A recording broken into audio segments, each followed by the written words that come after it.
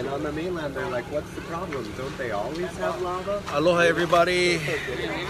Good afternoon, good evening. We are on our Monday evening. We're at the hub. Look at it. Alright. So we're at the hub. We're gonna do our evening update. Evening update with Philip Ong and Ranger John Stallman. And Dr. Philip Ong, Dr. Phil.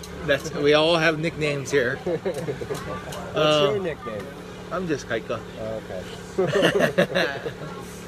No, so just updates, quick updates on what's going on in our community. Same things. Nothing has changed. As far as the ocean entry, I was at the ocean entry this morning. The ocean entry is over a mile wide, so you're looking at tons of lava entering the ocean. It's actually fanning out and headed towards the south. So it's about, when we calculate it, it's just about almost 250 yards away from Ahalanui Bay or near Kūlaea.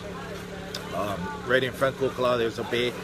And locals call that place Secrets. It's a Secrets surf spot, and it's about 250 yards away from Secret surf spot. So the last time I've been out there a couple days ago, it has moved about 150 yards from a couple days ago to south, and it is moving pretty fast in terms of widening the ocean entry. So like I said again, the ocean entry is about over a mile wide, and it's entering in so many spots, as you can see in my videos and the live feed this morning. Fissure 8 is still pumping lava. The volume is still high. You can see it from the ocean, you can see it from all Lower Puna. The good thing about what's happening today was the fissure, the perched walls of the river is being stable.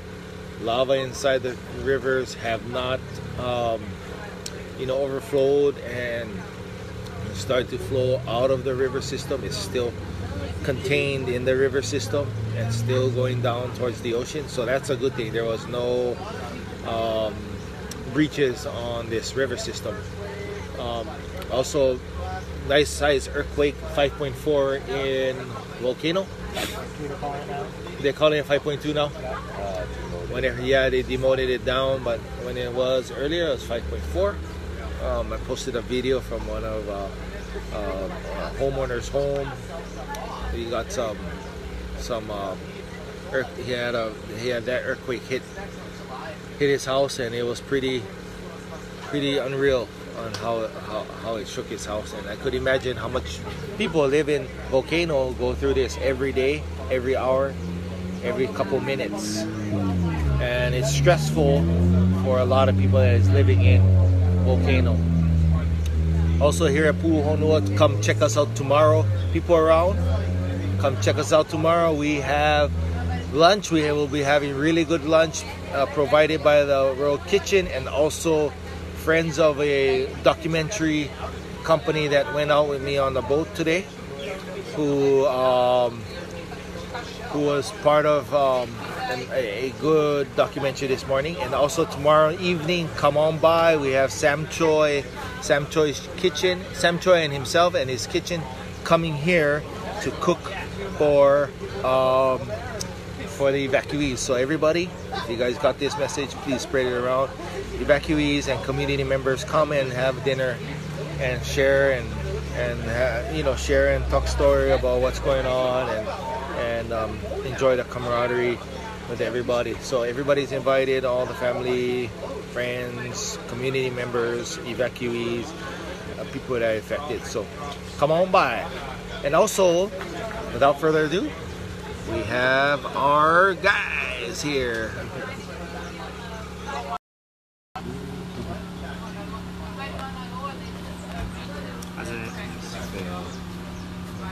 Right on. So what's happening, Phil? Any new updates on the Highway 130 cracks and the heat signatures? Any changes? First thing you guys want to see? All right, so here's the web live webcam for the 130 cracks. It's showing them. No, it seems pretty much the same. Yeah, one thing that it was 159 max the other day. Was it? Yeah. 168. Yeah.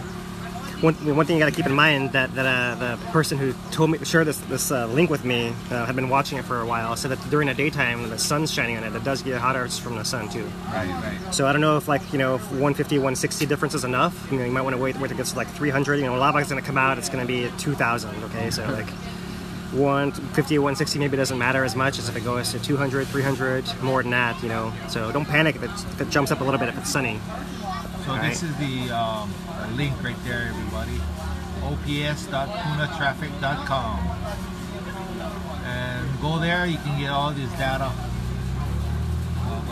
and also keep us informed if you see any fluctuations in these thermal imagery of Highway 130. Right. Yeah. Anything else new? You're gonna go through the lineup. You want to talk map? Yeah, we could talk map, but no news is good news. That's right. There's a map that was just released today at 2 o'clock.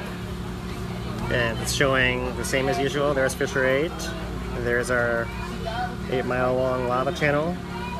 And it's pointing more to the south, just like Ikaika reported. And there's a new flow since the last map, which was, I want to say, 3 days ago. Yeah?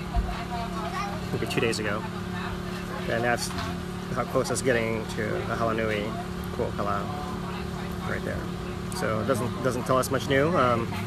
As far as the other fissures, I think most of the other ones have stopped glowing and spattering, except maybe, was it 22? 22, yeah. Just a couple hours ago, they seen some spatter coming out of it, yeah. But it's still Fissure 8 show. Yeah. See, there was also a thermal image that was released, and it looks much the same as everything else we've been looking at. The same. Let me get it loaded up for you guys there. So nothing has changed. Not much change, yeah. Straight to the water's edge there. Maybe we can look for see if there's any signs of overflow. There is that little overflow right there that you reported on yesterday, was it, Ikaika? Yeah. Right there. There's like a tiny one up here, but overall there's not a lot of these, at least not in this upper section, right? There's one spot further down here, like it's a little bit wide here, maybe a little bit of spilling over, tiny bits, but not very much. Down here though, we get a lot of hot zone, especially on the south side, right? That might have been a spillover that happened right over here on this edge. But overall, it looks pretty stable across most of the channel. Right, we're not seeing any boulders in this particular imagery that was taken this day, which is interesting. But we're sure that they're still in there. It's just a matter of, I suppose, maybe the lava level might be slightly higher, or maybe the boulders are slightly smaller. We can't really say anything about that. It looks like the channel is more narrow. As you can see right here, this is where Kīlauea is. This is where Secret's surf spot is. Halanui Beach Park is right here. Right here, Halanui Beach Park. So it's actually fanning out here. This area is active. It's actually pushing lava this way. So it's actually fanning out right here. And all the lava is pushing south because of this fan, as we notice. And it's moving. So it's about 250 yards from this end to this end is about 250 yards. And right there is the bay. And it's right knocking down right on the door of Halanui, Kīlauea, and Secret's surf spot. It's a sad development. It is. I hope that doesn't keep going that way. Yeah. So that's the major update that we have now. Yeah. So I did put together these thermal images in a sequence. Let me pull it up for you guys.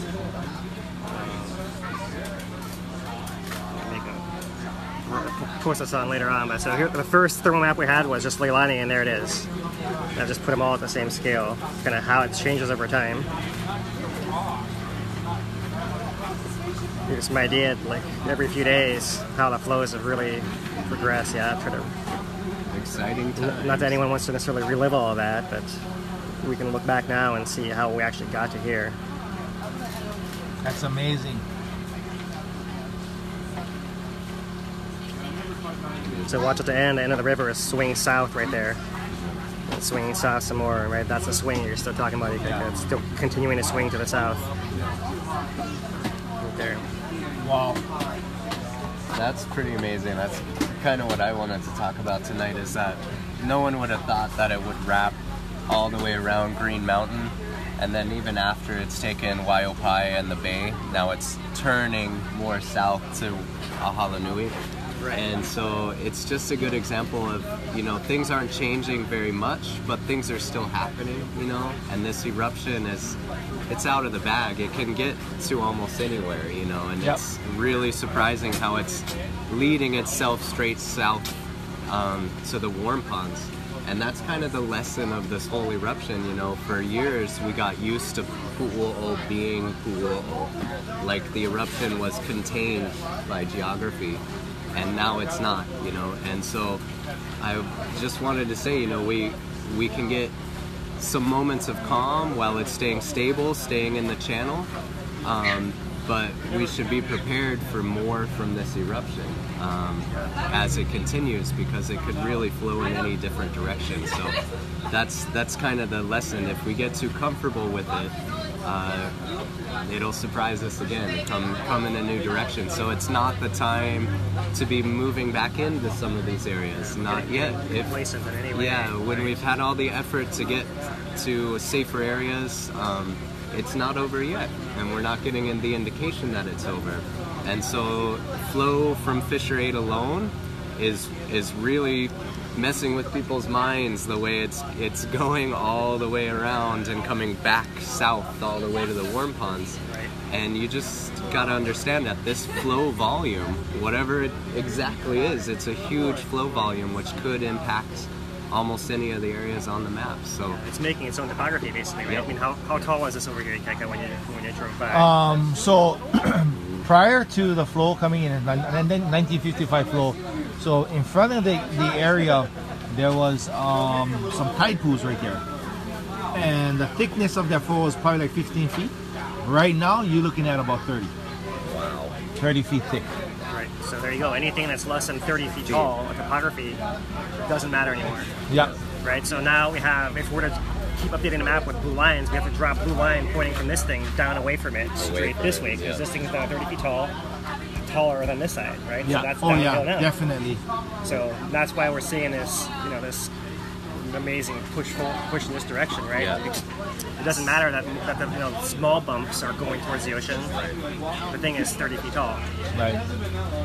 We only get to play the game with follow the blue lines once, and now it hardly even applies to the Fissure 8 flow anymore. It's just paralleling the coast. That's what you said. There's just so much lava coming out, which leads it to being 30 feet tall, which leads it to overcoming anything less than 30 feet tall.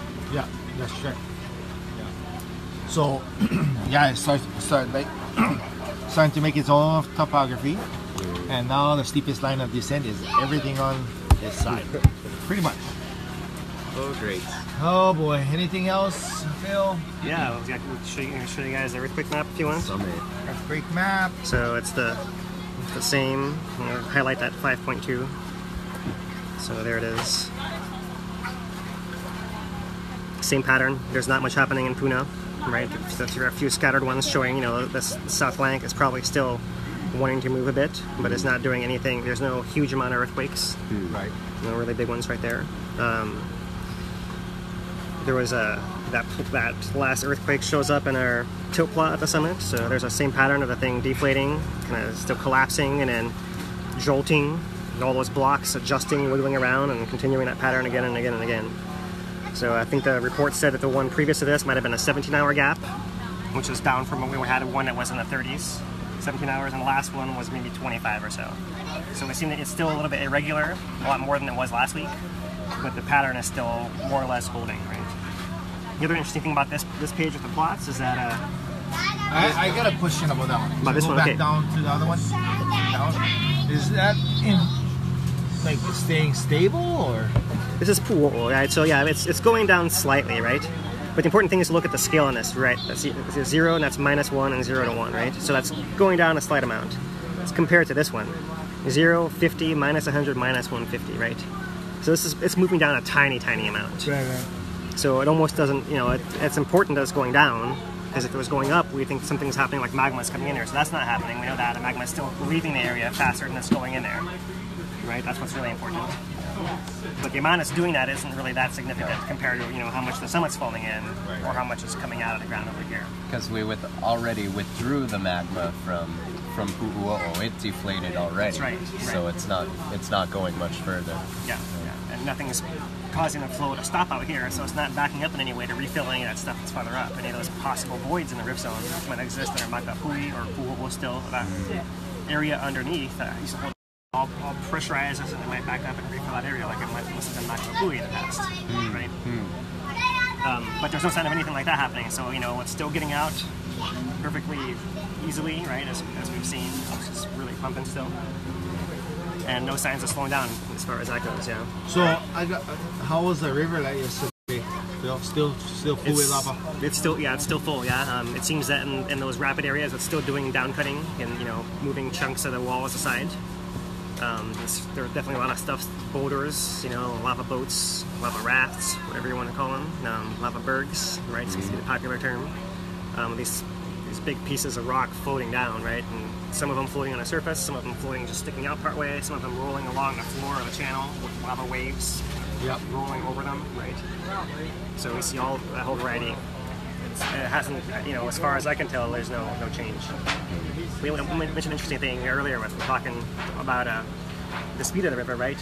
Even at the speed that they're reporting at 17 miles an hour, right? That means that by the time the lava comes out of here, it's probably not going 17 miles an hour like the whole way, right? So we won't make it easy and call it 8 miles an hour average over the whole river.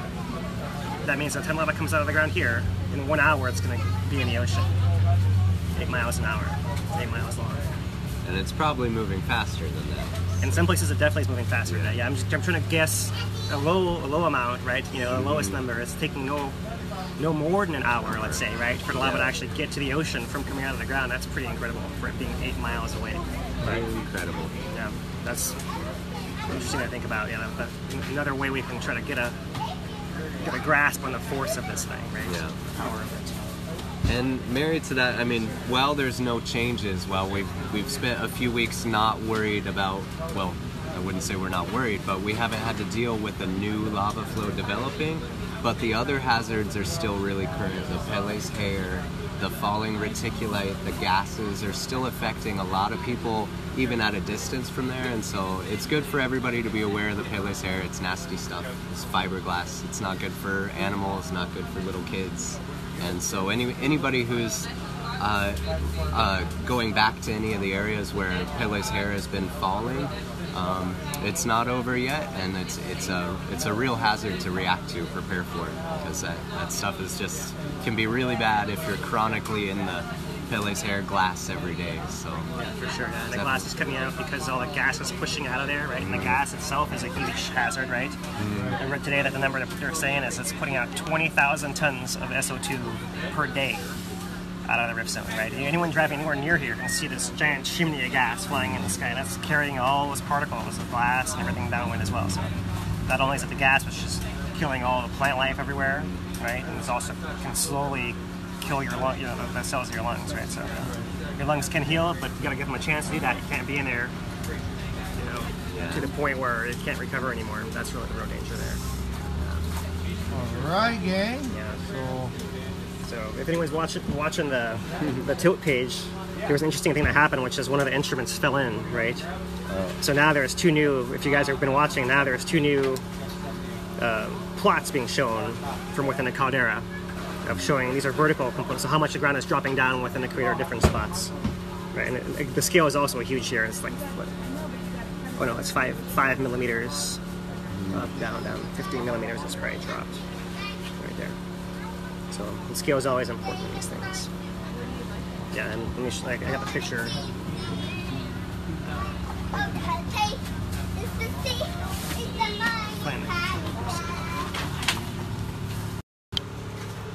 So other than that, yeah, man, it's still pumping. So much lava entering the ocean.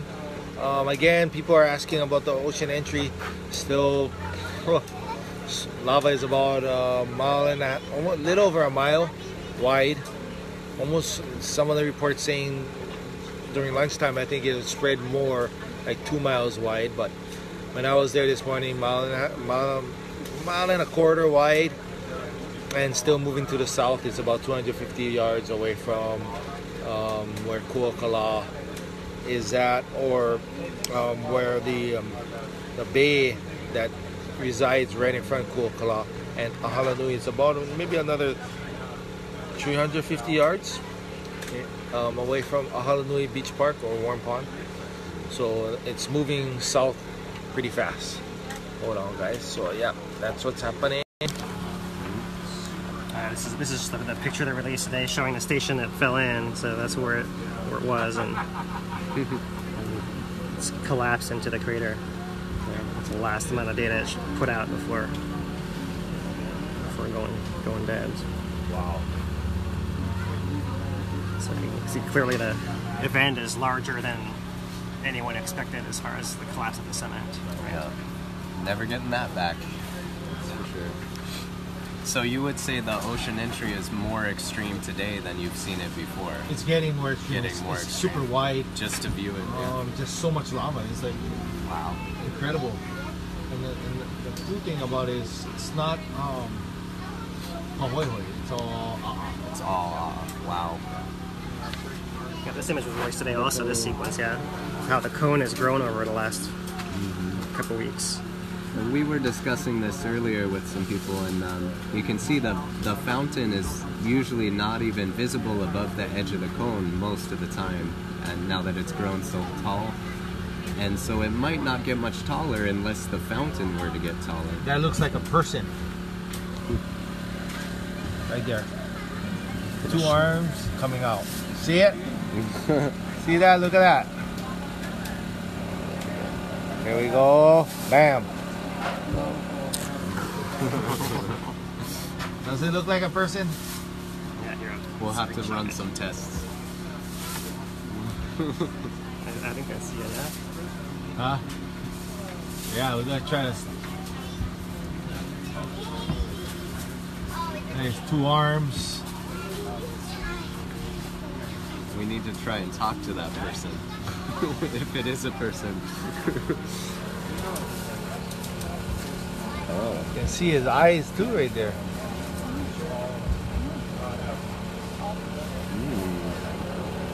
Oh, that looks scary. You guys see it? I know. Yep, that's the one. Look like he's still pushing something down. That's his fingers. His finger right there, and then that's his ball of fire. And then his eyes, his nose, and his back. Wow. Yeah. I see faces everywhere, huh? Yeah. All right, guys. So that's our update for tonight.